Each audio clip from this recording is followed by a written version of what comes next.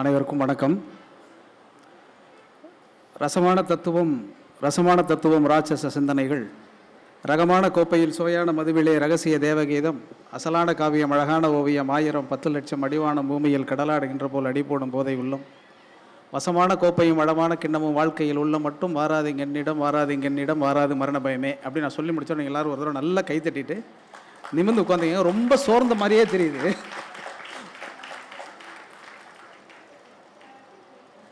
முதலில் நான் இந்த உரையை தொடங்குவதற்கு முன்பாக நான் என் இதயத்தினுடைய அடியாளத்திலிருந்து ஒரு நன்றியை சில பேருக்கு சொல்லிவிட்டு அதுக்கப்புறம் நான் அகமும் புறமும் அப்படிங்கிறத பேசலான்னு நினைக்கிறேன்.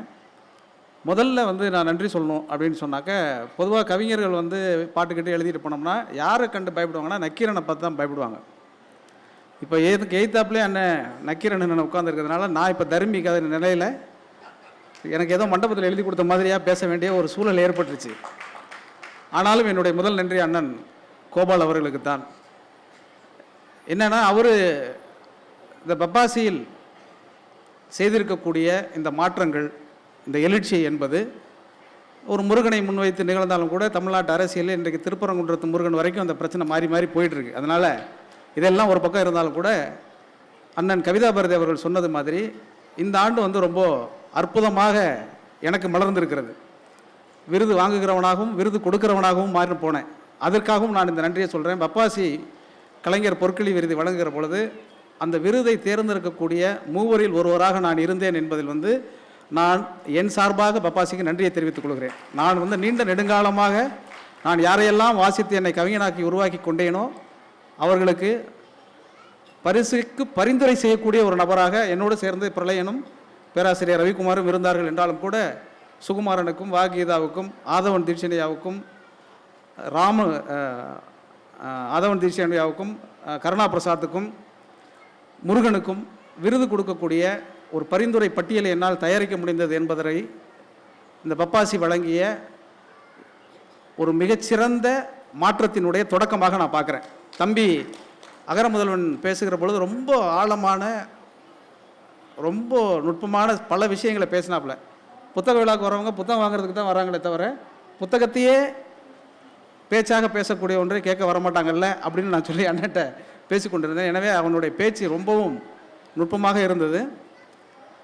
அதை தாண்டி தலைவராக தேர்ந்தெடுக்கப்பட்டிருக்கக்கூடிய சண்முகம் அவர்கள், நன்றி உரை வழங்க இருக்கக்கூடிய மரியாதைக்குரிய செயலாளர் வைரவன் அவர்கள், இந்த நிகழ்வின் வரவேற்புரையை நிகழ்த்திய பாலமுருகன், நன்றியுரை நிகழ்த்திருக்கக்கூடிய என்னுடைய நீண்ட நெடுநாளைய என்னுடைய பாலியகால நண்பர் என்று சொல்லக்கூடிய பூபதி, இப்படி எல்லாரும் தெரிந்த முகங்களாக இருக்குது. அதை தாண்டி ஒரு மாட்டுப்பொங்கல் அன்னைக்கு அரங்கு நிறைந்த அத்தனை நாற்காலியிலும் நட்சத்திரங்களாக அமர்ந்திருக்கிற உங்களை பார்க்கிற பொழுது எனக்கு சந்தோஷம் மிகுது. புத்தக காட்சியில் இடையில ஒரு சோஷியல் மீடியாவில் ஒரு ஃபோட்டோ போட்டிருந்தாங்க, வெறும் நாற்காலியை பார்த்து பேசிகிட்டு இருக்காங்க அப்படிங்கிற மாதிரி ஒன்று போட்டாங்க. நான் ரொம்ப அதிர்ச்சி ஆகிட்டேன்.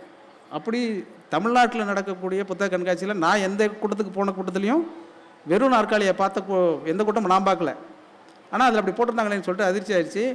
ஆனால் நான் இன்று பார்க்கிற பொழுது ரொம்ப மனநிறைவாக இந்த புத்தக திருவிழாவினுடைய ஆகப்பெரும் வெற்றியாக இன்றைய கூட்டத்தை நான் பார்க்குறேன். ஏன்னா இவ்வளவு கூட்டம் இவ்வளவு நிறைவாக நான் வருகிற பொழுதே ரொம்ப சந்தோஷத்தை ஏற்படுத்தக்கூடிய ஒரு நிகழ்வாக இது இருந்தது.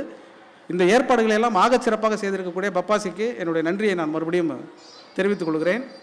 அண்ணன் கவிதா பாரதி அகமும் புறமும் அப்படிங்கிற ஒரு தலைப்பை பற்றி பேசுங்க அப்படின்னு சொல்லி அவரை கூப்பிட்டா, யுகபாரதியினுடைய அகமும் புறமுன்னு என்னுடைய புத்தகத்தை எடுத்துகிட்டு பேசிட்டு இப்படியெல்லாம் ஒரு குறுக்கு வழியை கற்றுக் கொடுத்துருந்தா நானே பாட்டு எழுத போகாமல் இந்த மாதிரி பேசிகிட்டு இருந்திருப்பேன்.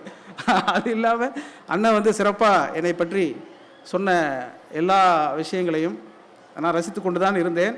என்ன இந்த கூட்டத்தில் ஒரு பெரிய சிக்கல் வந்துருச்சுன்னா, ஒரு பக்கம் அண்ணன், இன்னொரு பக்கம் தம்பி. அண்ணன் கவிதா பாரதி, தம்பி அகர முதல்வன், ரெண்டு பேரும் இருக்கல.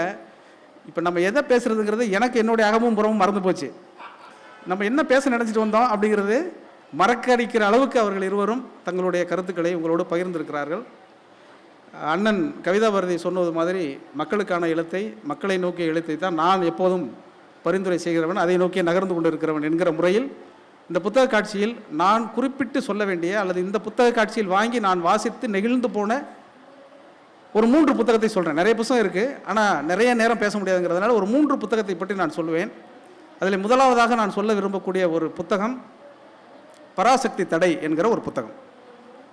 இந்த பராசக்தி தடை என்பது சமீபத்தில் வந்திருக்கக்கூடிய பராசக்தியிலும் நான் சம்பந்தப்பட்டிருக்கிறேன் என்பதனால், பழைய பராசக்தியின் மீதும் எனக்கு ஆகச்சிறந்த ஆர்வம் உண்டு என்பதனாலும் அந்த புத்தகத்தை நான் முழுமையாக வாசித்தேன். 1200 பக்கத்தில் தமிழில் இதுவரை எந்த சினிமாவுக்கும் வராத ஆகச்சிறந்த ஒரு ஆய்வு கட்டுரை அந்த நூலில் தொகுக்கப்பட்டிருக்கிறது. அந்த சினிமா குறித்து வந்திருக்கக்கூடிய எல்லா தரவுகளும் இருக்குது.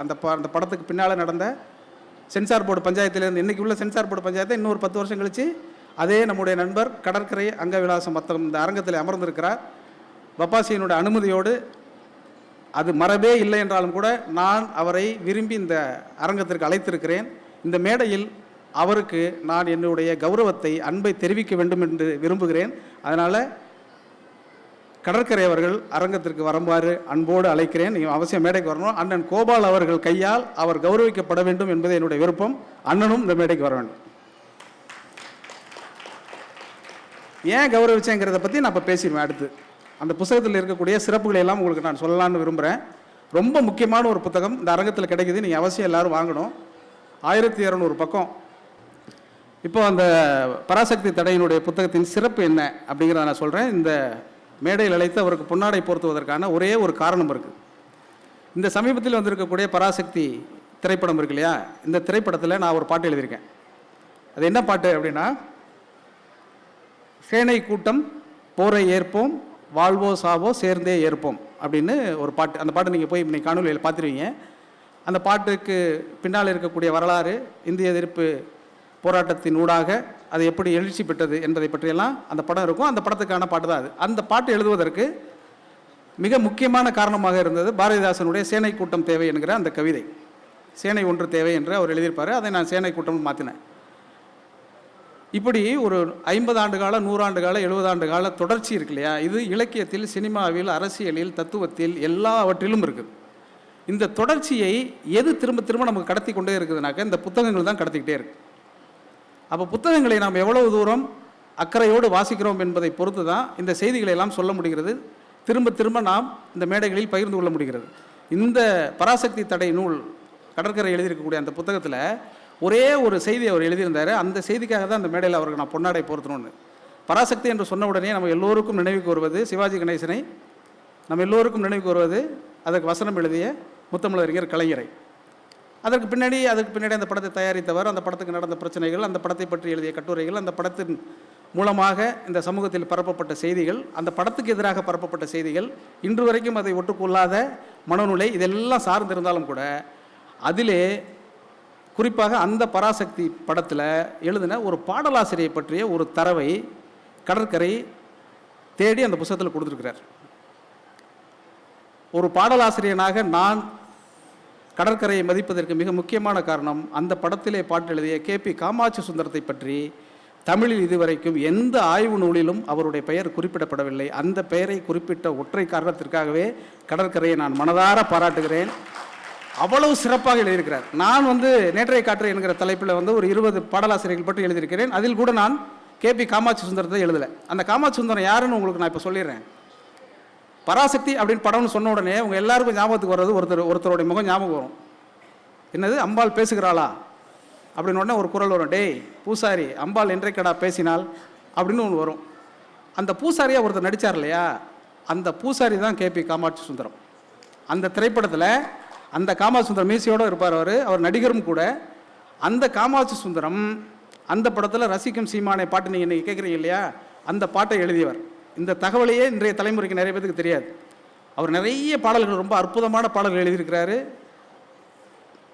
தேன் உண்ணும் வண்டு மாமலரை கண்டுன்னு ஒரு பாட்டு நீங்கள் கேட்டிருப்பீங்க. சிற்பி செதுக்காத பொற்சிலையேன்னு ஒரு பாட்டு கேட்டிருப்பீங்க. உன்கண் உன்னை ஏமாற்றினால் என்மேல் கோபம் உண்டாவதோ அப்படின்னு வரிசையாக நீங்கள் போய் இன்றைக்கி காணொலிகளை அவசியமாக இன்றைய பொங்கல் நாளை நீங்கள் காமாட்சி சுந்தரத்தின் நாளாக மாற்றிக்கொள்ள வேண்டும். KP காமாட்சி சுந்தரம் பாடல்கள்னு போட்டு நீங்கள் ஒரு முறை அவருடைய எல்லா பாடல்களும் கேளுங்க. ஆக சிறப்பாக தமிழில் கண்ணதாசனே வியந்து பார்த்த ஒரு கவிஞர் KP காமாட்சி சுந்தரம். கண்ணதாசனே வியந்து பார்த்தவர்னா, கண்ணதாசன் வசனம் எழுதி கொண்டிருந்த காலத்தில் பாடல் ஆசிரியர்களிலே ஒரு தலைமகனாக எல்லோரையும் ஈர்க்கக்கூடிய ஒரு கவிஞனாக வாழ்ந்தவர் அந்த காமாட்சி சுந்தரம். ஆகப்பெரிய கவிஞர் அவர், பாடலாசிரியர் அவர். அவர் எப்படி பாடல் எழுதுவார் அப்படிங்கிறத தெரிந்து கொள்ள வேண்டும் என்பதற்காகவே கண்ணதாசன் அவரை தான் பணியாற்றிய ஒரு படத்தில், தான் வசனம் எழுதிய ஒரு படத்துக்கு அவரை கூப்பிட்டு பாட்டு எழுத வச்சாராம். அப்போ பாட்டு எழுத வைக்கும்போது இந்த மீனாட்சி சுந்தரம், காமாட்சி சுந்தரம் வந்து ஆகப்பெரிய கவிஞர் அப்படிங்கிறது எல்லாருக்குமே தெரிஞ்சிருந்தா கூட கண்ணதாசனுக்கு என்ன ஆர்வம்னா அவர் எப்படி எழுதுறாரு அப்படின்னு. அவர் எப்படி எழுதுறாருன்னு பார்க்கும் பொழுது அந்த உந்துதல் இருக்கு இல்லையா, அந்த உந்துதலுக்கு பிறகு சில வருடங்களுக்கு இருக்கிறது கண்ணதாசன் அதை விட தாண்டி பாடல் எழுதக்கூடிய ஒரு கவியரசராக மாறி போனாருங்கிறது வேற விஷயம். ஆனால் காமாட்சி சுந்தரம் வரும்பொழுது மெட்டு அவங்க வந்து போடுகிற பொழுது மெட்டு அவங்க அமைக்கிறாங்க. மெட்டு அமைச்சோன்னா என்ன சுச்சுவேஷன் கேட்குறாரு. கேட்ட உடனே ஒரு உடனே வார்த்தையை சொல்ல ஆரம்பிக்கிறார். மந்த மாருதம் அப்படின்னு ஒரு பாட்டு இருக்கும். அந்த மந்த மாருதம் அப்படிங்கிற அந்த பாட்டை வந்து நீங்கள் இப்போ கேட்டுட்டீங்கன்னா, ஒரு குடிபோதையில் இருக்கக்கூடிய ஒருவன் ஒரு அழகை ரசித்தால் எவ்வளவு இலக்கியமாக பாடுவாங்கிறதுக்கான உதாரணம் அந்த பாடல். அவரை பற்றி நம்ம இன்றைக்கி எத்தனை பேருக்கு நமக்கு தெரியுங்கிறதெல்லாம் தெரில. அவருடைய வாழ்க்கையை பற்றி சொல்லணுன்னாலே ரொம்ப ஆச்சரியகரமான தகவல்களை நம்முடைய கடற்கரை வந்து அந்த புத்தகத்தில் தொகுத்து கொடுத்துருக்கிறார். அது என்னென்னா, அவர் வந்து அந்த காலத்தில் நாடக நடிகராக இருந்தவர். சின்ன சின்ன வேஷங்கள்லாம் நடிச்சுக்கிட்டே இருக்கிறார். நான் சின்ன சின்ன வேஷங்கள் நடிச்சுட்டே இருக்கும் பொழுது சின்ன வயசுலேயே நடிக்கிறாரு. ஒரு 13-14 வயசில் மகரக்கட்டு உடைதல்னு ஒரு பிரச்சனை வரும் எல்லாருக்கும். எல்லாம் நம்மளோட குழந்தைங்களுக்கே நமக்கே கூட இந்த குரல் மாறுற ஒரு வயசு வரும். அந்த குரல் மாறுற அந்த வயசில் நாடகத்தில் தொடர்ச்சியாக நடிக்க முடியாது. ஏன்னா ஒரு 50 பாட்டு 100 பாட்டு பாடி நடிக்கணும் இல்லையா. அப்போ அந்த மகரக்கட்டு தொடர்ச்சின்னா பாட முடியாது, குரல் மாறி போயிடும். அப்போ நாடக கம்பெனிலேருந்து துரத்தி விட்ருவாங்க. அப்படி துரத்தி விட்டாங்கனாக்கா வேறு பெரிய கலை ஆர்வம் மிக்க ஒருத்தர் வேறு எந்த வேலையும் செய்ய முடியாது. வேறு ஏதோ ஒரு கூலி வேலைக்கு தான் போகணும். இந்த நாடக ஆசை முற்றிலும் கெட்டு போயிடும். அந்த மாதிரி இவருக்கு மகரக்கட்டு உடஞ்ச உடனே ஒரு நாள் உட்காந்து அழுதுகிட்டு இருக்காரு. என்ன பண்ணுறதுன்னு தெரியல, வீட்டுக்கு போகலாமா அப்படின்னு முடிவு பண்ணி நாடக கம்பெனிலேருந்து வெளியில் கிளம்பி போகலான்னு இருக்கும் பொழுது பெட்டியை தூக்கிட்டு வெளியில் போகிறாரு. ஒரு குரல் கேட்குது, டேய் காமாட்சி எங்கே போகிற அப்படின்னு ஒரு குரல். திரும்பி பார்த்தா அந்த நாடக கம்பெனி நடத்தக்கூடிய கந்தசாமி முதலியார் தான் அந்த குரல். என்னடா அப்படின்னாரு. இல்லை, எனக்கு குரல் வந்து போயிடுச்சு, இனிமேல் என்னை நாடகத்தில் நீங்கள் நடிக்க வைக்க மாட்டீங்க, அதனால் நான் எங்கேயாவது போயிடலான்னு நினச்சி கிளம்பிட்டேன் அப்படின்னோடனே, உனக்கு மகரக்கட்டு உடஞ்ச 2-3 நாளைக்கு முன்னாடிலேருந்தே எனக்கு தெரியும், இந்த மாதிரி ஒரு முடிவை எடுத்துகிட்டு வாங்கிறதுக்காக தான் நைட்டில் நான் தூங்காமல் உன்னை பார்த்துட்ருக்கேன். நீ எங்கேயும் போக வேணாம், பேசாமல் உள்ளே போ. நம்ம இன்னுமே வந்து இந்த பாட்டு இருக்கிற நாடகம்லாம் போட வேணாம். நம்ம என்ன பண்ணிவிடுவோம், இதுக்கப்புறம் சமூக நாடகம் போட்டுருவோம். அதனால் நீ என்ன பண்ணு, நாளை காலையில் விடிஞ்ச உடனே பசங்களை எல்லாம் கூட்டிகிட்டு போய் இந்த தேட்டர் ஒரு பேரை சொல்லி, அந்த தேட்டரில் வந்து ஒரு இங்கிலீஷ் படம் ஓடிட்டுருக்கு, அந்த இங்கிலீஷ் படத்தை போய் பார்த்துட்டு வா. அந்த கதையை கொஞ்சோண்டு நம்ம உல்ட்டா பண்ணி நம்ம ஒரு நாடகத்தை போட்டுருவோம். அந்த நாடகத்தில் அந்த சினிமாவில் இருக்கக்கூடிய ஒரு முக்கியமான காட்சி இருக்குது, அந்த காட்சியை மட்டும் நீ ப்ராக்டிஸ் பண்ணிட்டார். என்ன அந்த காட்சி அப்படின்னா, அது ரொம்ப சுவாரஸ்யமாக இருந்தது எனக்கு அது படிக்கும் பொழுது. அது என்ன காட்சினா,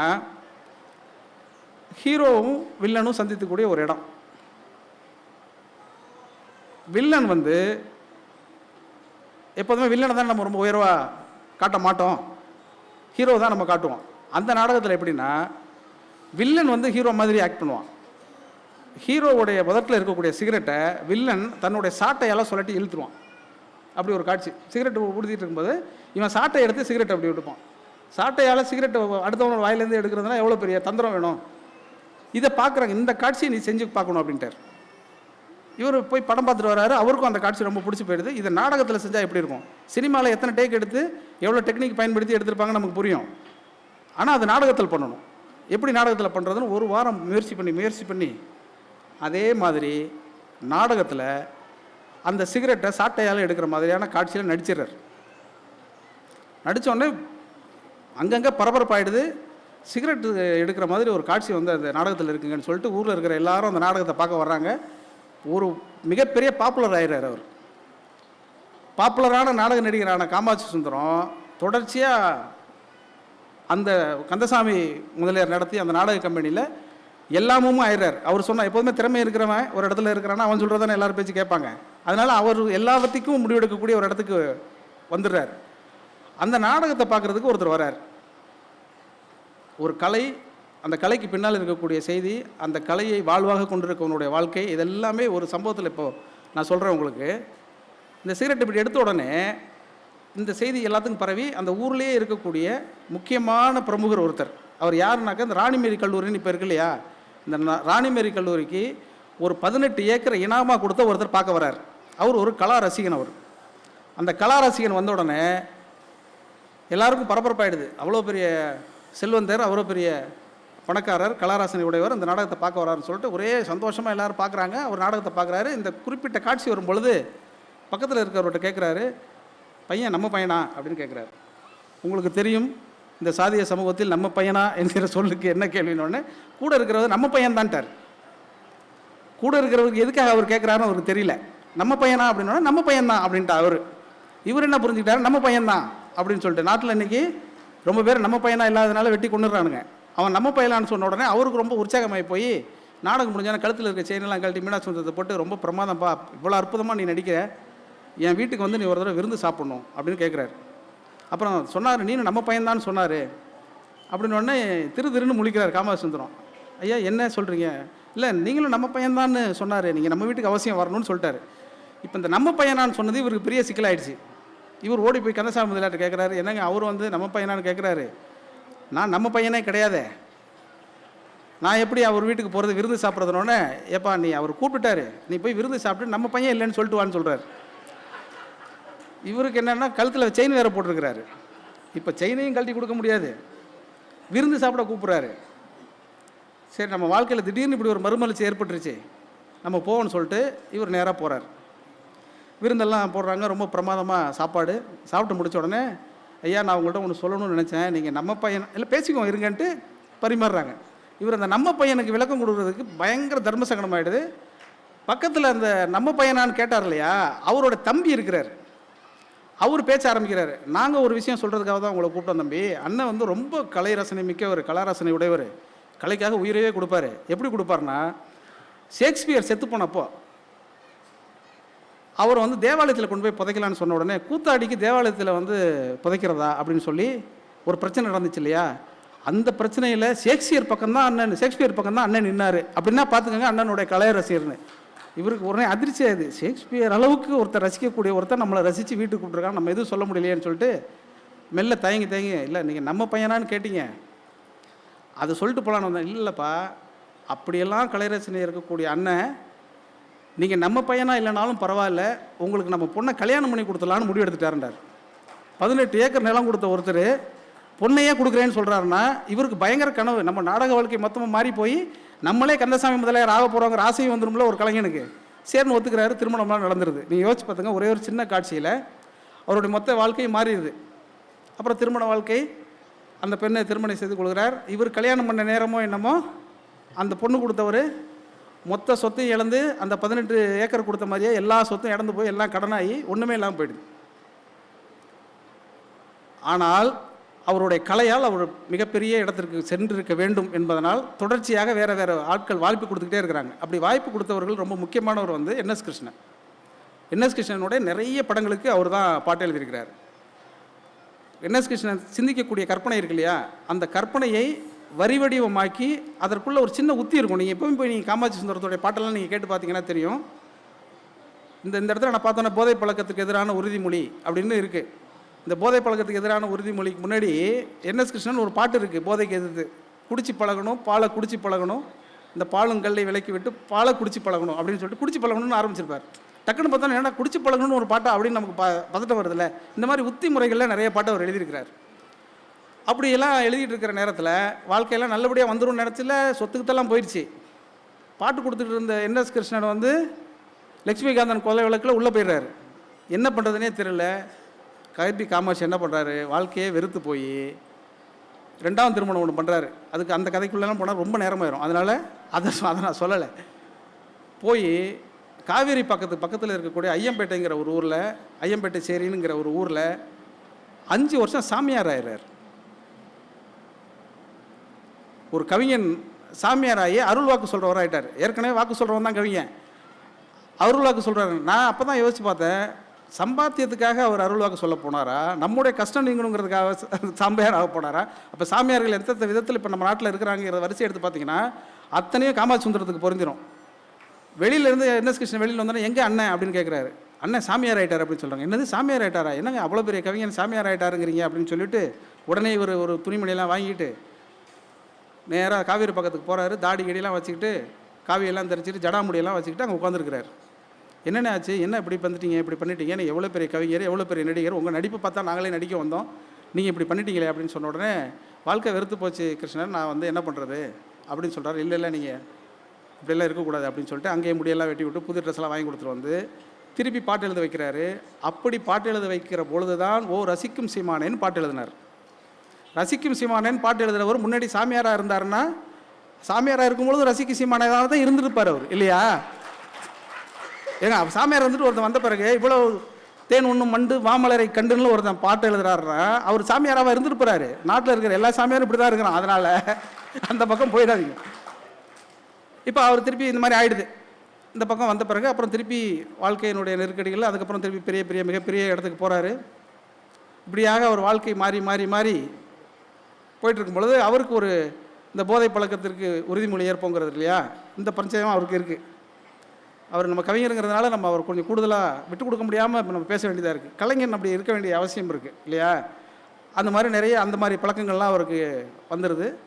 அவர் எவ்வளோ நல்லவர், எவ்வளோ பெரிய கலா ரசிகர்னா, அவர் வீட்டுக்கு வேலை பார்க்க இந்த ஒரு பெண்ணுக்கு வாழ்க்கை கொடுக்குறதா 3வது திருமணமும் பண்ணிடுவார். கலா ரசிகன் இல்லையா? ஏன் இப்போ ஏற்கனவே 2 திருமணம் ஆகி போச்சு, இப்போ 3வதாக பண்ணுறீங்க அப்படின்னு கேட்டோன்னே, இல்லை அந்த பொண்ணோட அம்மாவுக்கு உடம்பு முடியாமல் இருக்குது, அந்த அம்மாவுக்கு உதவி பண்ணணும்னு நினைக்கிறேன், அதனால் இவங்களை கல்யாணம் பண்ணிக்கிறேன்னு சொல்லியிருக்கிறாரு அவர். இதெல்லாம் படித்து பார்த்தா ஆச்சரியமாக இருக்குது. இப்படியெல்லாம் ஒரு காதல் வரும். காதல் எப்படி வேணாலும் வரும்.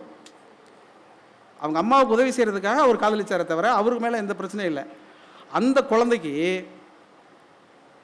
அந்த 3வது மனைவிக்கு பிறந்த அந்த குழந்தைக்கு பால் வாங்க பணம் இல்லாத இடத்திற்கு காமாட்சி சுந்தரம் வந்து சேர்ந்தார் என்பது தான் அந்த கதை. நான் சொல்லி முடிக்க வேண்டிய ஒரு கதை. அந்த 3வது இடத்துல 3வது மனைவிக்கு பிறந்த அந்த குழந்தைக்கு பால் வாங்க முடியல. குடிச்சு பழகணும், பாலை குடிச்சு பழகணும்னு பாட்டு எழுதினவர் தன்னோட பிள்ளைக்கு பால் வாங்க முடியாத இடத்துக்கு போயிட்டாருன்னா எப்படி இருக்கும்னு யோசிச்சு பாருங்கள்.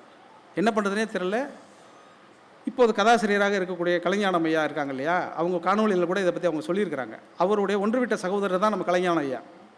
அந்த கலைஞானம் அவர் கூட தான் இருந்திருக்கிறார். அப்போ அவர் என்ன சொல்கிறாரு, குழந்தைக்கு இது மாதிரி பால் வாங்க பணம் இல்லைப்பா, வீட்டில் ஒரே ஒரு தம்புரா இருக்குது, அந்த தம்புராவை போய் விற்றுட்டு வந்து ஏதாவது பிள்ளைக்கு பால் வாங்கி கொடுப்பான்னு சொல்லி அந்த தம்புராவை கொடுத்து அனுப்புகிறார். தம்புராவை எடுத்துக்கிட்டு வீதி வீதியாக அலைகிறார். காமாட்சி சுந்தரத்தினுடைய இறுதி நாட்கள் எப்படி இருந்ததுங்கிறத சொல்கிறேன் நான். யோசிச்சு பாருங்கள். இசையே வாழ்க்கையாக, கலையே வாழ்க்கையாக, கவிதையே வாழ்க்கையாக, பாட்டே வாழ்க்கையாக வாழ்ந்து கொண்டிருந்த ஒருத்தர் எதுவுமே இல்லாமல் எப்போயோ யாரோ பரிசு கொடுத்து அந்த தம்புராவை விற்றுத்தான் தன்னுடைய குழந்தைக்கு பால் வாங்கணுங்கிற இடத்துக்கு வந்து நின்றுறார். கொடுத்தா யார் உடனே தம்புரா வாங்குவா? எல்லோரும் தம்புரா வாங்கிடுவாங்களா என்ன? போய் ஒவ்வொரு வீடாக ஏறி ஏறி கேட்குறாரு, தம்புரா வாங்கிக்கிறீங்களா, தம்புரா வாங்கிக்கிறாங்களா? எங்களுக்கு எதுக்குப்பா இது, எங்களுக்கு எதுப்பா அதுன்னு சொல்லிடுறாங்க. இல்லை எவ்வளோ வேணாலும் நீங்கள் கொடுங்க, வச்சுக்கோங்க, உங்கள் வீட்டில் அழகாக வச்சுக்கோங்க அப்படின்னு அதை வச்சுக்கிட்டு ஒவ்வொரு இடத்துக்கையாக போய் கெஞ்சி கெஞ்சி கெஞ்சி கூத்தாடுறாரு. யாருமே வாங்க மாட்டேங்கிறாங்க. குழந்தைக்கு பசியில் எப்படி அழுதுருக்கும், எப்படி துடிச்சிருக்குங்கிறத நம்மளால் உணர முடியுது. இரவு ஒரு 9 மணி போல் மயிலாப்பூரில் ஒரே ஒரு வீட்டில் சொல்கிறாங்க, என் பிள்ளை பாட்டு கற்றுக்குது, அதுக்கு தம்புரா தேவைன்னு சொன்னிச்சு, ஆனால் இந்த தம்புராவை நாங்கள் வாங்கிக்கிறோம், ஆனால் எங்கள் பாட்டுவாதியார் வந்து இது நல்ல தம்புராவாக சொல்லணும் அப்படின்னா வாங்கிக்கிறோன்னு சொல்கிறாங்க. எப்படி இருக்கும் யோசிச்சு பாருங்கள். 9 மணி வரைக்கும் அங்கே உட்காந்துருக்கிறாரு. அதுக்கப்புறம் 10:15 அந்த பாட்டுவாதியார் வந்து அந்த தம்புராவை எடுத்து பார்த்துட்டு, இது பச்சை மட்டையில் செஞ்சது, இதை வாசிக்க முடியாதுன்னு சொல்லிடுறார். பச்சை மட்டையில் செய்த தம்புரா வாசிக்க முடியாதுன்னு சொன்ன உடனே என்ன பண்ணுறதுன்னு தெரியல. மறுபடியும் அந்த தம்புராவை தூக்கிட்டு கேகே நகரில் இருக்கக்கூடிய காமாட்சி சுந்தரம் வீட்டுக்கு கலைஞர் நடந்தே வராரு. அவருக்கு அழுகலையே வருது. அவரும் காலையிலேருந்து சாப்பிடல தானே, எத்தனை நாள் சாப்பிட்லையோ, அதே பட்டியோட அந்த தம்புராவை தூக்கிட்டு வந்து, இது பச்சை மட்டையில் செஞ்ச தம்புராவா அண்ணே, அதனால் வாங்கிக்க மாட்டேங்கிறாங்க அப்படின்னு சொன்னோன்னே அந்த பச்சை மட்டையில் செய்து அந்த தம்புராவை எடுத்து கொண்டு போய் வீட்டில் துவைகள் இருந்துச்சான் வீட்டுக்கு முன்னாடி. அப்போல்லாம் வாசலில் தானே துவைகள் இருக்கணும். அந்த துவைகள் அந்த தம்புராவை ஓங்கி அடின்னு அடிச்சுட்டு, இந்த சனியனை தொட்டதுனால தான் நான் தரித்திரப்பட்டு போனேன், இப்படி என் வாழ்க்கையே கெட்டது இந்த கலையால் தான் சொல்லி அடிச்சுக்கிட்டு கதறி கதறி அழுது அப்படியே மயக்கம் போட்டு விழுந்துட்டார். தூக்கிட்டு கவர்மெண்ட் ஆஸ்பத்திரிக்கு ஓடுறாங்க. யூரின் போகணுன்னு சொல்கிறாரு. அழைச்சிட்டு போய் ஓரமாக நிற்க வைக்கிறாங்க. சிறுநீர் கழித்து கொண்டு இருக்கும் பொழுதே மரணம் அடைஞ்சு விடுறாரு. அப்படியே செத்து போயிடுறார். அதுக்கப்புறம் கவர்மெண்ட் ஆஸ்பத்திரிங்கிறதுனால இவர் இறந்து போனதாக சொல்லாமல் மயக்கம் அடைஞ்சிட்டான்னு சொல்லி எடுத்துகிட்டு போயிருங்க, இல்லைன்னா போஸ்ட்மார்ட்டம் அது இதுன்னு சொன்னால் அதுக்கு நிறைய காசு செலவு பண்ணணும்னு சொல்லிட்டு இறந்து போன ஒருவரை இருக்கிறார், மயக்கமாகவே இருக்கிறார் என்று சொல்லி கொண்டு வந்தார்கள். கவிஞன் என்றைக்கும் இறக்க மாட்டான் என்பதற்கு சாட்சியாகவும் காமாட்சி சுந்தரம் மாறி போனாருங்கிறது அந்த கதை. அப்படி தான் அந்த காமாட்சி சுந்தரத்தினுடைய கதை முடியுது. இப்படி ஒரு பாடலாசிரியன் தமிழ் சினிமாவில் இருந்தான் என்பதை இன்றைய தலைமுறை தெரிந்து கொள்ள வேண்டும் இல்லையா? அப்படி தெரிய வைக்கக்கூடிய ஒரு அரிய பணியை என்னுடைய நண்பர் கடற்கரை மத்த விலாசம் வாராசக்தி தடை என்கிற புத்தகத்தில் எழுதியிருக்கிறார். குறிப்பாக எனக்கு ரொம்ப சந்தோஷமும் நெகிழ்வும் இருக்கிறது என்னென்னா, அந்த புத்தகத்தை எனக்கு தான் அவர் சமர்ப்பிச்சிருக்கிறாரு. எதுக்கு சமர்ப்பிச்சிருக்காருன்னா, நீ என்னைக்கும் பச்சை தம்புராவை ஆயிராத, கொஞ்சம் பார்த்து நடந்துக்க, ஏதாவது பாரதிதாசன் விருது வாங்கி பொழைச்சிக்கங்கிற மாதிரி அவர் சொல்லியிருப்பாரோன்னு கூட எனக்கு தோணுச்சு. அந்த அளவுக்கு வந்து அந்த கதை இருந்தது. பொதுவாக இந்த மாதிரி கூட்டங்களில் மேடைகளில் பேசுகிற பொழுது எதை பேசுகிறதே தெரியாது. அகம்புறம் அப்படின்னு தலைப்பு கொடுத்துரும். அதெல்லாம் சும்மா கொடுக்குற தலைப்பு தான். பூபதி வந்து 2 தடவை பேசும்போது 3வது தடவை என்ன தலைப்பு கொடுக்குன்னு தெரியாமல் சரி அகம்புறம்னு வச்சுக்கப்பா அப்படின்னு. ஏன்னா எதை பேசினாலும் அகமும் புறம் பேசிடலாம். இப்போ கவிதா பாரதி பேசி முடிச்சா பாருங்க, அகம்புறம்னா யுகபாரதியின் அகமும் புறமும் முடிஞ்சிச்சு ரைட் அப்படின்னு. இப்போ நம்ம எந்த அகமும் புறம் பேசுறதுன்னா காமசுந்தரத்துடைய அகத்தையும் புறத்தையும் பேசிட்டோம். அதனால் நம்ம டாப்பிக்குக்கும் வந்துடுது. ஆனாலும் சொல்கிறேன், அகம்புறம் என்ற வகைமை இருக்கு இல்லையா, இது ரொம்ப முக்கியமான ஒரு வகைமை. தமிழினுடைய இலக்கிய வரலாற்றை 4 சொற்களில் நீங்கள் புரிந்து கொள்ள வேண்டும் என்றால், நான் புரிந்து வைத்திருக்கக்கூடிய இந்த காலகட்டத்தை 4 சொற்களில் புரிந்து கொள்ள முடியும். சங்க காலத்தை அகம்புறம் என்று புரிந்து கொள்ளலாம், பக்தி இலக்கியத்தை இகம் பரம் என்று புரிந்து கொள்ளலாம், சுதந்திர போராட்ட காலத்தை சுதந்திரம் என்று புரிந்து கொள்ளலாம், தற்காலத்தை சுய அறம் என்று புரிந்து கொள்ளலாம். ஆகவே இந்த 4 வைத்து கொண்டால் அகம்புறம், இகம்பரம், சுதந்திரம், சுய அறம், இந்த 4ஐயும் வச்சுக்கிட்டா இலக்கியம் மொத்தமும் முடிஞ்சிருச்சு அப்படின்னு நான் நினச்சிக்குவேன். ஏன்னா வகைமையை வந்து அப்படி பிரிச்சுக்கிட்டோம்னா நல்லது. தம்பி வந்து ஐயங்காளிக்கும் காந்திக்கு நடந்த உரையாடல் பற்றியெல்லாம் சொன்னார். நான் அப்படி உடனே நாராயண குரு பற்றியெல்லாம் நம்ம பேசுவோம் அப்படின்னு நினச்சேன். எதெல்லாம் நினைக்கிறோமோ அதெல்லாம் பேச முடியாது. அதான் இதில் சிக்கலே. இதில் அப்படி ஒவ்வொன்றாக பேசுகிற பொழுது நமக்கு எவ்வளவு தெரியும் ஒரு விஷயம். ஒரு கூட்டத்தில் பேசுகிறோம் அல்லது ஒரு நிகழ்விலே பங்கெடுத்துக் கொள்கிறோம்னா அது குறித்து நமக்கு எவ்வளவு தெரியும் அப்படிங்கிறத நான் வந்து தி. ஜானகிராமனோட ஒரே ஒரு கதையை சொல்லி முடிச்சுக்கிறேன். ஏன்னா இப்போது அண்ணன் கவிதா பாரதி வந்து ஒரு 2 கதையை சொல்லி கூட்டத்தை வந்து வேறு மாதிரி ஆக்கிட்டார். அதனால் நானும் கதை சொல்லாமல் போயிட்டேனாக்க கதை சொல்லாத கவிஞன் ஆயிடுவேன். இன்னும் நான் எல்லா சுச்சுவேஷனுக்கு பாட்டு எழுதுறாரு. அதனால் நிறைய கதை எனக்கு தெரியும். அந்த கதை வந்து ரொம்ப முக்கியமான கதை. இலக்கியத்தை வைத்துக்கொண்டு இலக்கியத்தின் மூலமாக அடையக்கூடிய லாபத்தை அல்லது இலக்கியத்தின் மூலம் கிடைக்கக்கூடிய சின்ன சின்ன அங்கீகாரங்களுக்காக இயங்கி கொண்டிருக்கிறவர்களுடைய மனநிலை பற்றிய ஒரு கதை அது. தி. ஜானகிராமனுடைய சங்கீத சேவை அவசியம் படிங்க, இங்கே கிடைக்குது. தீஜாவினுடைய அந்த கதை ரொம்ப முக்கியமான ஒரு கதை. அதுக்கு மட்டும் பொருந்தாது. ஒரு விஷயத்தை முழுமையாக தெரிந்து கொள்ளாமல் கருத்து சொல்கிறா இல்லையா, அவங்க எல்லாருக்கும் அது பொருந்தும். அப்படி பார்த்தீங்கன்னா லிஸ்ட் எடுத்து நம்ம நிறைய பேருக்கு அந்த புத்தகத்தை வாங்கி அனுப்பணும். அது எல்லோரும் இந்த சோஷியல் மீடியாவில் எழுதி கொண்டு இருக்கக்கூடிய எல்லா தம்பி தங்கைகளுக்கும் அண்ணன்களுக்கெல்லாம் அந்த புத்தகத்தை நீங்கள் அனுப்பலாம். அந்த அளவுக்கு அந்த கதை ரொம்ப முக்கியமான கதை. அந்த சங்கீத சேவைங்கிற கதை வந்து என்னென்னா, ரொம்ப சாதாரணமாக அந்த கதை ஆரம்பிப்பார். அது ஒரு எலியை பற்றின கதை. எனக்கு இந்த திடீர்னு அணிலை பற்றி ஒரு கதையை சொல்லி அது ரொம்ப சிக்கலாயிடுச்சு. அதுக்கப்புறம் மயிலை பற்றி ஒரு கதை போய் சொன்னால் அதுவும் சிக்கலாயிடுச்சு. அதனால் இப்போ அணியில் சொல்ல முடியாது, இதுவும் சொல்ல முடியாது. இப்போ திடீர்னு வந்து மரியாதைக்குரிய தோழர் சூர்யா சேவியர் அவர்களுடைய திருப்பரங்குன்றத்தின் முழு ஆய்வு நூல் ஒன்று வந்திருக்கு. அதில் கிளியை பற்றி ஒரு கதை இருக்குது. நான் இப்போ அந்த கிளியை பற்றி சொல்லிடணும். ஏன்னா இது ஒரு கிளி காலமாக இருக்கிறது. அதனால் அதை பற்றி நான் அப்புறமா சொல்கிறேன். அதுக்கு முன்பாக இந்த சங்கீத சேவையை சொல்லிடுறேன். நான் இந்த சங்கீத சேவை வந்து என்னென்னா, இலக்கியத்தை பற்றி யாரெல்லாம் பேசுனாங்களோ இனிமேல் உங்களுக்கு அந்த கதை ஞாபகம் வந்துடும். அந்த அளவுக்கு அந்த கதை இருக்குது. அது என்னென்னா, ஒரு எலி என்ன பண்ணும், திடீர்னு எதேச்சியாக ஒரு லைப்ரரிக்குள்ளே போயிடும். எலிங்கிறது எங்கே வேணாலும் பூந்துடும் தானே, அது மாதிரி அது லைப்ரரிக்குள்ளே பூந்துடும். லைப்ரரிக்குள்ளே பூந்தோடனே அங்கே இருக்கக்கூடிய எல்லா புத்தகத்தையும் மேஞ்சிட்டே வரும்பொழுது திடீர்னு அது கையில் ஒரு சங்கீதத்தை பற்றின ஒரு புத்தகம் கிடச்சிரும். உடனே அதை எடுத்து சங்கீதத்தை பற்றி படிக்க ஆரம்பிச்சிடும். அதுக்கு ரொம்ப அபாரமாக இருக்கும். ராகத்தினுடைய லட்சணங்கள், ராக ஆலாபனைகள், ஆரோகணம் என்ன, அவரோகணம் என்ன, எத்தனை ராகங்கள் இருக்குது, எத்தனை சுரங்களுடைய பாகுபாடுகள் இருக்குது, எல்லாத்தையும் படித்தோன்னே அதுக்கு ரொம்ப மகிழ்ச்சியாகி ஒரு கட்டத்தில் அந்த எலி என்ன பண்ணிடும், ஒரு புத்தகம் எழுதிடும். எலி எழுதின புத்தகம் என்ன ஆகிப்படும்னா உலகம் பூரா பாப்புலர் ஆயிரும். எலிகளை புத்தகம் எழுதுனா பாப்புலர் ஆயிரும். அது பாப்புலர் ஆன உடனே தென் அமெரிக்காவிலேருந்து அதுக்கு அழைப்பு வந்துடும். நீங்கள் வந்து எங்களுடைய சங்கீத சபாவில் வந்து நீங்கள் உரையாற்றணும் அப்படின்னு சொல்லி. அப்புறம் அமெரிக்க தூதரகத்திலேருந்து ஒரு அழைப்பு வரும். நீங்கள் எங்களுடைய தூதரகத்துக்கு வந்து எங்களோட அழைப்பை ஏற்று நாங்கள் கொடுக்குற பட்டத்தை வாங்கிக்கணும் அப்படின்னு. இந்த எலிக்கு வந்து தாங்க முடியாத சந்தோஷமாயிரும். நம்ம படித்ததே ஒரே ஒரு புத்தகம் தான், அந்த புத்தகத்தில் இருக்கிறதையும் பாதி புரிஞ்சு புரியாத மாதிரி எழுதணும். அந்த புத்தகத்தை உலகமெல்லாம் படித்து வைக்கிறாங்கன்னா இப்போ நம்ம எவ்வளோ பெரிய ஆளாயிட்டோம்னு சொல்லிட்டு ஒரு கட்டத்தில் அதுக்கு நமக்கு சங்கீதமே தெரிஞ்சிருச்சுங்கிற மாதிரி தன்னை ஒரு இசைஞானியாக ஃபீல் பண்ண ஆரம்பிச்சிடும். அது ஒவ்வொரு நாட்டுக்கும் போய் பேசிட்டு வரும். பேசும்பொழுதுலாம் என்ன பேசுனாக்க, அவங்க என்ன கேட்குறாங்களோ கேட்குறதுக்கு தக்க மாற்றி பேசுகிறது. அகம்புறம்னு சொன்ன உடனே டக்குன்னு நமக்கு தகுந்த மாதிரி ஒரு டைட்டில் வச்சு பேசணும் பாருங்கள். அந்த மாதிரி ஏதாவது அதுக்கு தகுந்த மாதிரி மாற்றி பேசுது.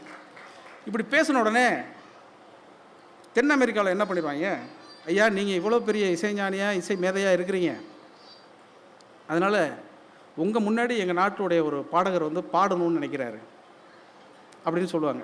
இப்போ நம்ம கவிஞராக இருக்கோம்னாக்கா யாராவது கவிதை எழுதுறவங்க நம்மள்ட்ட காமிச்சு நல்லா இருக்கான்னு சொல்லுவாங்க. நம்மளே ஒழுங்காக கவிதை எழுத மாட்டோம், நமக்கு தெரியும். அவங்க அன்பில் வந்து காட்டுறாங்க, ரொம்ப பிரமாதமாக எழுதுறீங்க, நல்லா வருவீங்கன்னு சொல்லிட்டு போவோம். நம்ம அப்புறம் தான் தெரியும் நம்மளை விட அவன் நல்லா சிறப்பாக எழுதியிருக்கிறானே, நமக்கு இன்னும் அந்த அளவு கூட எழுத வரலையேன்னு நமக்கு மனசுக்குள்ளே ஓடும். அது வேறு. அந்த மாதிரி அதுக்கு என்ன பண்ணிடுச்சுன்னா, வர சொல்லுங்கள் பாட கேட்போம் அப்படின்ட்டு. அந்த தென் அமெரிக்கா நாட்டில் இருக்கக்கூடிய அந்த சங்கீத வித்வான் வந்து பாட்டை பாட ஆரம்பிப்பாங்க. பாட்டை ஆரம்பித்தாக்க பிரமாதமாக பாடுவாங்க. உண்மையிலே அவங்க பாடினோடனே அந்த சங்கீத வித்வான் கூட இன்னொருத்தர் இருப்பார். அவருக்கிட்ட வந்து சொல்லுவார், சார் இது எங்கள் நாட்டில் வந்து டக்கோன டொட்டி அப்படின்னு சொல்லுவாங்க.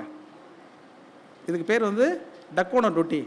இந்த டக்கோன டொட்டி எப்படி சார் இருக்குது அப்படின்னு கேட்பாங்க. டக்கோன டொட்டி எப்படின்னா, இதுக்கு ஏற்கனவே இசையே தெரியாது, உண்மையான இசையே தெரியாது இதுக்கு. இப்போ டக்கோன டொட்டி என்ன தெரியாதுக்கு? டக்கோன டொட்டி ரொம்ப அற்புதம் அற்புதம் அப்படின்னா, என்ன சொன்னீங்க இன்னொரு தடவை சொல்லுங்கள், எங்கள் நாட்டில் இதுக்கு வேறு பேர் சொல்லுவாங்க அப்படின்றோம். உடனே அவங்க டக்கோன டொட்டி அப்படின்னு சொல்லுவோம், திருப்பி சொல்லுவாங்க. டக்கோன டொட்டி, டக்கோன டொட்டி, தச்சோன தோடி, தச்சன தோடி அப்படின்றோம். எங்கள் நாட்டில் தச்சோன தோடி என்று இருப்பதே தான் உங்கள் நாட்டில் டக்கோன டொட்டி என்று நீங்கள் பாடிக்கொண்டிருக்கிறீர்கள். ரொம்ப அற்புதமாக இருக்குது. இசைக்குள் நம்ம எல்லா நாடுகளுக்கும் இருக்கக்கூடிய பந்தமெல்லாம் எவ்வளோ சிறப்பாக இருக்குன்னு பேசி தப்பிச்சிரும். அவங்க வியந்துருவாங்க. ஏன்னா சங்கீதத்துக்கு நூல் எழுதி அகில உலகத்தில் புகழ்பெற்றிருக்கக்கூடிய ஒருத்தர் நம்ம ஊர் வித்வானை பாராட்டிட்டாரு அப்படின்னு சொல்லிட்டு கவிதா பாரதியான கவிதை வாசித்த கதை தான். நல்ல வேலை அது எங்கேயும் கிளம்பி பாட்டு எழுத கிளம்பி வரல. என்ன அதனால் உடனே வந்து பரபரப்பாக அடுத்த நாட்டுக்கு போவோம். இப்படி ஒவ்வொரு நாட்டுக்கும் பேசிக்கிட்டே போயிட்டு இருக்கும் பொழுது அமெரிக்காவிலேருந்து ஒரு அழைப்பு வந்துச்சு இல்லையா, அது பட்டம் கொடுக்குற அழைப்பு. அங்கே வந்து அதுக்கு சிறந்த பட்டம் கொடுக்க போகிறாங்க. ஒரு விமர்சகர், சங்கீத விமர்சகராக அது மாறி இருக்குல்ல இப்போ கொஞ்சம் காலத்தில். இந்த சங்கீத விமர்சகராக மாறின உடனே, கதை சொல்லியாக மாறின உடனே அது இது வரைக்கும் அதுக்கு அதை பற்றியே தெரியாது. ஆனால் அது பேசிக்கிட்டு இருக்கு. இப்போ அமெரிக்காவுக்கு போய் அமெரிக்கா ஏற்பாடுகள்லாம் தடபுடலாக இருக்கும். ஏர்போர்ட்லேருந்தே கூட்டிகிட்டு அது போகும்பொழுதே அந்த எலி, நீங்கள் நல்லா எல்லாத்தையும் கற்பனை பண்ணிங்க, இதெல்லாமே ஒரு எலிக்கு என்ன மாதிரியான ஒரு வாழ்க்கை வந்திருக்கு பாருங்கள். திடீர்னு ஏர்போர்ட்லேருந்து தூதரக அதிகாரி வந்து அவரை கூட்டிகிட்டு போய் பக்குவமாக அந்த எலி வந்து கூட போகும்போது தன்னுடைய மனைவியை கூட்டிகிட்டு போகும். அப்போ மனைவி கேட்கும், ஏங்க உங்களுக்கு தான் மியூசிக்கை பற்றி எதுவுமே தெரியாது, ஆனால் உலகமே உங்களுக்கு மியூசிக் தெரியுதுன்னு சொல்கிறாளே அப்படின்னு சொன்ன உடனே இந்த மனைவிகளுக்கு எப்போதுமே இப்படி தான் புருஷன் மேலே சந்தேகம் வந்துட்டுருக்கும். அவங்க எல்லாரும் நம்புகிறாங்களே, நீ நம்பிடு. மற்றவங்க நம்புறதுனால நீ நம்ப வேண்டிய கட்டாயத்துக்கு உள்ளாயிட்ட. அது மட்டும் இல்லை, இப்போ நான் புகழ்பெற்றவன் ஆகிட்டேன், புகழ்பெற்றவனோட மனைவியாக நீ வாழ்கிறதா சந்தோஷம் அப்படின்னோடனே இந்த எலி என்னெல்லாம் பேசுதோ அதுக்கெல்லாம் அந்த கூட இருக்கிற பெண் எலி இருக்குல்லையே அது தலையாட்டிடும். எங்கள் வீட்டுக்கார் ரொம்ப நல்லவர், எங்கள் வீட்டுக்கார் மாதிரி வராது. ஏன்னா அமெரிக்க தூதரகத்தில் அழைப்பு. இப்போல்லாம் எல்லாம் போய் வாசித்தோடனே அந்த தூதரகத்தில் ஒரு சின்ன பரீட்சை வச்சுருவாங்க. உங்களுக்கு வந்து ஒரு பெரிய பட்டம் கொடுக்கலான்னு இருக்கோம். எத்தனையோ கச்சேரிகளில் எத்தனையோ பாடுறவர்களை பற்றியெல்லாம் நீங்கள் பேசி அதுக்கெல்லாம் நீங்கள் கருத்து சொல்லியிருக்கீங்க. எங்களுக்கு ஒரே ஒரு ஆசை அப்படிம்பாங்க. இந்த பெண்ணெலி இருக்கு இல்லையா, நான் அப்போவே சொன்னேன், மற்ற நாடு கூட பரவாயில்ல, இந்த அமெரிக்கா வந்து இந்த ட்ரம்ப் மாதிரியான கிறுக்கணுங்கள்லாம் வந்துடுவானுங்க, இது கொஞ்சம் சிக்கலான நாடு, அதனால் இங்கே வேணான்னு சொன்னேன், நீங்கள் கேட்கல, இப்போ பாருங்கள் உங்களை பாட சொல்கிறாங்க, நீங்கள் என்ன பண்ணுவீங்கன்னு கேட்போம். அதெல்லாம் பார்த்துக்கலாம் விடு, நம்ம என்ன இதெல்லாம் எவ்வளவோ சமாளிச்சிட்டோம், அமெரிக்கா சமாளிக்கிறது ஒரு பெரிய விஷயமா, பார்த்துக்கோங்க விடு அப்படின்னு சொல்லிடும். அவங்க சொல்லுவாங்க, ஐயா இந்த பட்டம் கொடுக்குறதுக்கு முன்னாடி இவ்வளோ சங்கீதத்தின் மீது ஆர்வம் கொண்டு இவ்வளவெல்லாம் பிரச்சாரம் செய்து கொண்டு இருக்கிற நீங்கள் உங்கள் குரலால் ஒரு பாடலை பாடி முடித்ததற்கு பிறகு உங்களுக்கு அந்த பட்டத்தை கொடுக்குறோம் அப்படின்னு சொல்லிவிடுவாங்க. இப்போ இதுக்கு என்ன பண்ணுறதுனே தெரியாது. டக்குன்னு அதுக்கு ஒரு யோசனை வரும். கொஞ்சம் அறிவு கம்மியாக இருக்கவங்களுக்கு நிறைய யோசனை வரும். அந்த எலிக்கும் அதே மாதிரி யோசனை வந்தோடனே வரும் பொழுது அவசரத்தில் ரூம் சாத்திட்டு வந்தானேயா, அப்போ என் கை வந்து கொஞ்சம் அடிபட்டுருச்சு, கதவு சாத்துறதுல தாழ்பாலில் அடிபட்டுருச்சு, தம்பூரா இல்லாமல் என்னால் பாட முடியாது, தம்பூரா மீட்டணும்னா எனக்கு கை வந்து அடிபட்டுருச்சு, என்ன பண்ணுறது, வேணா ஒன்று செய்யுங்க, இந்த பயணத்தை ரத்து பண்ணிடுங்க, அடுத்த முறை வந்து உங்களுக்கு நான் பாடி அந்த பரிசை வாங்கிக்கிறேன் அப்படின்னோடனே, இவ்வளோ செலவு பண்ணி கூட்டிகிட்டு போனதை விட முடியுமா? இல்லை ஒன்றும் பிரச்சனை இல்லை, தம்பூரா வாசிக்கிறதுக்கு நாங்கள் இன்னொருத்தர் ரெடி பண்ணுறோம், என்னென்னா தம்பூரானா என்னன்னு சொல்லுங்கன்னு அவங்க கேட்பாங்க. அவங்களுக்கு தம்பூராவே தெரியாது. உடனே அமெரிக்க தூதரத்தில் உடனே கடிதமெல்லாம் போட்டு இந்தியாவிலேருந்து ஒரு தம்பூராவை அனுப்பி வைங்கடான்னு சொல்லி இங்கேருந்து பார்சலில் ஒரு தம்பூரா போகும். இப்போ பெண் எலி கேட்கும், ஏங்க தம்பூராவும் வந்துருச்சு, ஏன்னா கண்டிப்பாக அமெரிக்கா நினச்சிச்சின்னா எல்லா நாட்டிலும் எந்த நாட்டிலும் எது வேணாலும் பூந்துடும், ஒரு தம்பூராவே எடுத்துகிட்டு வர முடியாது, அதனால் இப்போ இதை எடுத்துகிட்டு வந்துடும், வந்து வாசிச்சுட்டா நம்ம பாட முடியாதுங்க, என்ன பண்ணுறதுன்னு கேட்கும். அதெல்லாம் ஒன்றும் பிரச்சனை இல்லை, பார்த்துக்கலாம், அதெல்லாம் தம்பூராவெல்லாம் வராது, தம்பூரா சரியில்லைன்னு சொல்லிடுவோன்னு. எங்கே நம்ம கேபி காமாசுந்தரம் கதையில் அதே தம்பூரா கதை மாதிரியே இது நினச்சிரும். உடனே இல்லை நம்ம வெயிட் பண்ணுவோம் அப்படின்னு சொல்லிட்டு இந்த புருஷன் வந்து அந்த பட்டத்தை வாங்காமல் திரும்புறதுங்கிற முடிவில் இருக்கும். இப்போ என்ன பண்ணுவாங்க, அமெரிக்க தூதரகத்தில் இருக்கக்கூடிய அதிகாரிகள்லாம் வந்து, சார் தம்பூராவை நாங்கள் கொண்டு வந்துட்டோம், கச்சேரி நம்ம வச்சிடலாமா அப்படின்னு கேட்பாங்க. என்னது கச்சேரி வைக்கிறதா? நான் தான் கை அடிபட்டுருக்குன்னு சொன்னேன், நீங்கள் கச்சேரி வைக்கலான்னு சொன்னோடனே இல்லை நம்ம முதன்மை தூதருடைய மனைவியே ரொம்ப பிரமாதமாக தம்பூரா வாசிப்பாங்க, அவங்க வாசிப்பாங்க, நீங்கள் பாடுங்கன்ட்டாங்க. இப்போ சிக்கலில் மாட்டிக்கிச்சா, அமெரிக்காவுக்கு போய் யாருமே திரும்ப முடியாதுங்கிறது தான் கதை. அது வாசிக்க ஆரம்பிச்சிடும். அது வாசிக்க ஆரம்பித்தோடனே இந்த எலி தத்து அப்போ தான் பாட ஆரம்பிச்சிடும். அதுதான் டக்கான ரொட்டியாக தட்சிண தொடின்னு சொன்னதாச்சா. கொஞ்சம் நேரம் பாடிக்கிட்டே இருக்கும். தம்புரா வாசிக்கிற அம்மாவுக்கு நல்ல மியூசிக் தெரியும். அது மெல்ல காதில் வந்து தெரியும், சார் நான் தம்புரா வாசிக்கிற தப்பாக வாசிக்கிறேன்னா அப்படின்னு சொல்லும். இது என்ன பயன்படுது, இது என்ன நினச்சிடும்னா, இந்த எலி ஆமான்னு சொல்லிட்டோம்னா தப்பிச்சிக்கலாங்கிறதுக்காக ஆமான்னு சொல்லுவோம் ஒரு தடவை. தம்புரா நீங்கள் கொஞ்சம் தப்பாக தான் வாசிக்கிறீங்க, தம்புராவை ஒரே மாதிரி தான் வாசிக்கிறீங்க, யார் வாசித்தாலும் ஒரே தான் தம்புரா, அதை தப்பாக நான் வாசிக்க முடியாதுன்னு சொல்லுவோம் அந்த அம்மா. ஆமாம்மா அதுவும் சரிதான், அதுவும் சரிதான் அப்படின்னு சொல்லும். திருப்பி இப்போ என்னங்க பண்ணுவீங்கன்னு பெண்ணிலை கேட்கும். அது பக்கத்தில் இருக்கிறது இதை கூட்டிகிட்டு போகாமல் இருந்திருக்கலாம். அது இடையில குறுக்க வந்து டார்ச்சர் பண்ணிட்டே இருக்குது. என்னங்க இப்போ மாட்டிக்கிட்டோமே என்ன பண்ணுறது அப்படின்னு சொன்னோடனே டக்குன்னு அந்த தம்புரா வாசித்தவங்க சொல்லுவாங்க, எளியாரே உங்களுக்கு எதுவுமே தெரியுங்கிறத முத நாளே எங்களுக்கு தெரியும். ஆனால் இதை கூப்பிட்டு வச்சு உங்களை அவமானப்படுத்தி இனிமேல் இந்த மாதிரி எந்த நாட்டுக்கும் நீங்கள் போகக்கூடாதுங்கிறதுக்காக தான் இந்த ஏற்பாடை நாங்கள் பண்ணணும். இப்போவும் ஒன்றும் பெரிய பாதகம் இல்லை, உங்களுக்கு சங்கீத மகார்ணவம் அப்படின்னு ஒரு பட்டம் கொடுத்துட்றோம். தயவு செய்து யாருக்கிட்டும் இனிமேல் சங்கீதம் பேசாமல் இந்த பட்டத்தை வச்சுக்கிட்டே மொத்த காலத்தையும் நீ வாழ்ந்துக்கங்க, உங்களை அப்படியே குந்தனாப்பில் கொண்டு போய் ஏர்போர்ட்டில் ஏற்றி விட்றோன்னு சொல்லி அந்த எலியை ஏற்றி அனுப்பிச்சி விட்றதா அந்த கதையை முடிக்கிறார். இந்த கதை மூலயமா என்ன தெரியுது அப்படின்னா, சங்கீதத்தை அனுபவிக்க மட்டும்தான் முடியும் இல்லையா? சங்கீதத்தை விமர்சிக்க முடியாது. இலக்கியமும் அப்படியே தான். தூய இலக்கியம் என்று, இது மக்கள் இலக்கியம் என்று, இது நாட்டார் இலக்கியம் என்று, இது கிளாசிக்கல் என்றெல்லாம் சொல்கிறதுக்கு ஒன்றுமே கிடையாது. அனுபவம் எது தருகிறதோ அது ஆகச் சிறந்த படைப்பு என்பதை உள்வாங்கி கொண்டால் எந்த பிரச்சனையுமே கிடையாது. அரங்கத்தில் இருக்கக்கூடிய அத்தனை புத்தகங்களுமே சிறந்த புத்தகங்கள்லாம் என் பார்வையில். ஒவ்வொரு படிநிலையில் கொஞ்சம் கொஞ்சமாக வேறுபட்டு வேறு இடத்தை நோக்கி நம்ம நகர்ந்து கொண்டே இருக்கிறோம். அது நம்முடைய வாசிப்பு அனுபவத்தின் மூலமாக வருவது தானே தவிர யாரோ சொல்வதனால் வருவதல்ல. யாரோ ஒருத்தர் விமர்சகர் வந்து இந்த புத்தகம் சிறப்பு அப்படின்னு சொல்வதனால் வருவதில்லை. கடற்கரை அவர்கள் எழுதிய அந்த பராசக்தி தடை அப்படிங்கிற புத்தகத்தில் காமாட்சி சுந்தரத்தை பற்றி படித்தா சம்பந்தப்பட்ட பாடலாசிரியனாக இருக்கக்கூடிய என்னை ஊக்குகிறது இல்லையா, அதுதான் சிறந்த படைப்பு. அப்படி தனித்தனி மனிதனாக எவனுக்கு எதெல்லாம் ஊக்குகிறதோ அதெல்லாம் சிறந்த படைப்பு தான் என்பதைத்தான் மக்கள் இலக்கியத்தை நம்பிக்கொண்டிருக்கிறவர்கள் சொல்கிறார்கள் தவிர தூய இலக்கியம் என்று ஒன்று கிடையவே கிடையாது. அது ஒரு கற்பிதம்.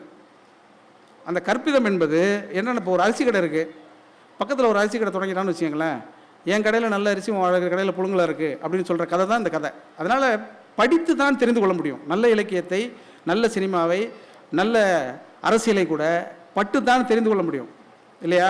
படாமல் தெரியவே தெரியாது. ஜனநாயகத்தை பேசுவோம் அப்படின்னு நம்ம சொன்னோம்னா ஜனநாயகனுக்காகவே பேச வேண்டியது இருக்கு இல்லையா? அப்போ இதெல்லாம் பட்டாதான் நமக்கு தெரியும். படத்தான் அரசியல் புரியும், இலக்கியம் புரியும், கலை இலக்கியத்தின் வகைமைகள் அத்தனையும் நாம் புரிந்து கொள்வதற்கு அனுபவம் என்பது அடிப்படையானது. அந்த அனுபவங்களை தரக்கூடியது தான் புத்தகம்.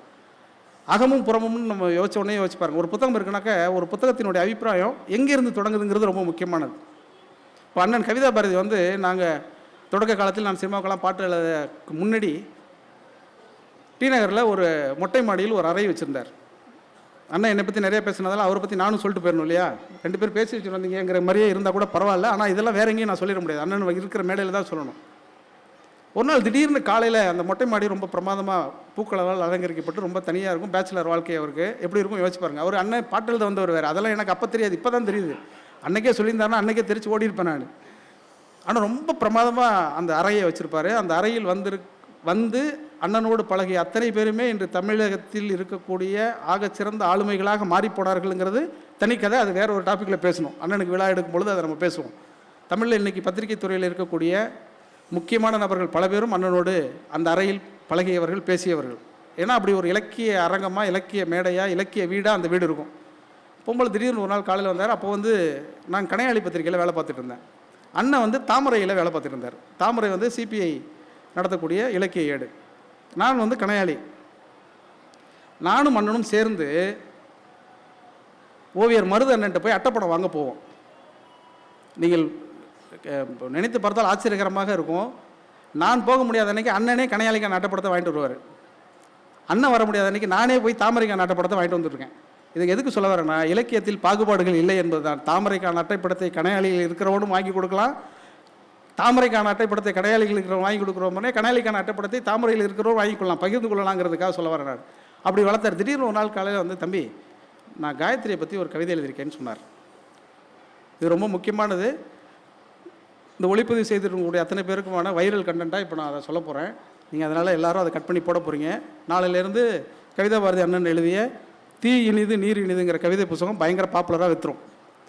அதில் காயத்ரியை பற்றி ஒரு கவிதை எழுதியிருக்கேன்னு சொன்னார். சின்ன வயசில் எனக்கு ஒரு காயத்ரி தெரியும். நான் அதுக்கு மேலே விளக்கமாக சொல்ல மாட்டேன். ஏன்னா இந்த காணொலிகளெல்லாம் என்னோட மனைவியும் பார்த்துட்டு இருக்கிறதுனால அது சில பிரச்சனைகள் வரும். அதனால் அந்த காயத்ரி எனக்கு தெரியணும்னா காயத்ரியை பற்றி கவிதை எழுதணும்னா எனக்கு ஷாக்கு. ஒரே சுச்சுவேஷனுக்கு 2 பேர் பாட்டு எப்படி எழுத முடியும்? அண்ணன் காயத்ரியை பற்றி கவிதை எழுதியிருக்கேன்னு சொன்னோன்னா, அண்ணன்ட்ட நம்ம இந்த மாதிரிலாம் எந்த விஷயமும் சொல்லலையே, அண்ணன் கிளம்பிட்டாரே அப்படின்னு சொல்லிட்டு, என்னென்ன அப்படின்னு பாப்பா டீ சாப்பிட்டே பேசுவோன்னு சொல்லிட்டு அந்த கவிதையை அப்போது வாசித்து காமிச்சார். அவர் வாசித்து ஏறக்குறை 24 வருடங்கள் ஆகிறது. இப்போது அந்த கவிதையை நான் முழுமையாக உங்களுக்கு வாசித்து காட்டுறேன். இப்போவும் அது எப்படி உங்களை சந்தோஷப்படுத்துகிறதுங்க மட்டும் பாருங்கள். கவிதையினுடைய இலக்கியத்தினுடைய ஆகச் சிறப்பு என்பது எப்போது படித்தாலும் காலத்தை வென்று உங்களை சந்தோஷப்படுத்தக்கூடியதாக இருந்தால், ஒரு அனுபவத்தை தருவதாக இருந்தால் அது சிறந்த கவிதை என்று சொல்வதற்கு அந்த காயத்ரி மந்திரம் கவிதையை நம்ம ஒரு தடவை வாசிச்சிருவோம். கவிதை காயத்ரி மந்திரம் தலைப்பு. காயத்ரியை பற்றி கவிதை எழுதலாம் எனில், காயத்ரியை பற்றி கவிதை எழுதலாம் எனில் கவிதை வேறு காயத்ரி வேறா? அப்புறம் எப்படி நீங்கள் பாட்டு எழுதுறது? நீ தான் காயத்ரி பின்னாடி போயிட்டு என்ன நீ எழுத முடியாது. காயத்ரியை பற்றி கவிதை எழுதலாம் எனில் கவிதை வேறா காயத்ரி வேறா? காயத்ரிகள் அழகாய்த்தான் இருக்கிறார்கள். அழகாய் இருக்கிறவர்களெல்லாம் காயத்ரிகளாய் இருக்கக்கூடாதா? கால் கொலுசு, கண்ணாடி வளையல், மஞ்சள் தாவணி இவை எதுவும் இல்லாமல் அழகாய் இருக்க காயத்ரிகளுக்கே சாத்தியம். பெரும்பாலும் காயத்ரிகள் காதலுக்கு எட்டாத தூரத்தில் சிரிக்கிறார்கள். இதெல்லாம் ரொம்ப டூமச்சு. உண்மையாகவே அந்த காயத்ரி யாருன்னு தெரிஞ்சிருச்சுன்னா அன்னைக்கே நான் போய் கொண்டிருப்பேன் நான். அடுத்தது பாருங்கள், எல்லாம் தெரிந்த காயத்ரிகளுக்கு கொஞ்சம் வெட்கப்படவும் தெரியக்கூடாதா? ஏதோ அரைஞ்சிருச்சுன்னு நினைக்கிறேன். எல்லாம் தெரிந்த காயத்ரிகளுக்கு கொஞ்சம் வெட்கப்படவும் தெரிந்திருக்கலாம். காயத்ரிக்கும் நடக்கும் போட்டியில் காயத்ரிகளே ஜெயிக்கிறார்கள். காயத்ரிக்கும் நடக்கும் போட்டியில் காயத்ரிகளே ஜெயிக்கிறார்கள்.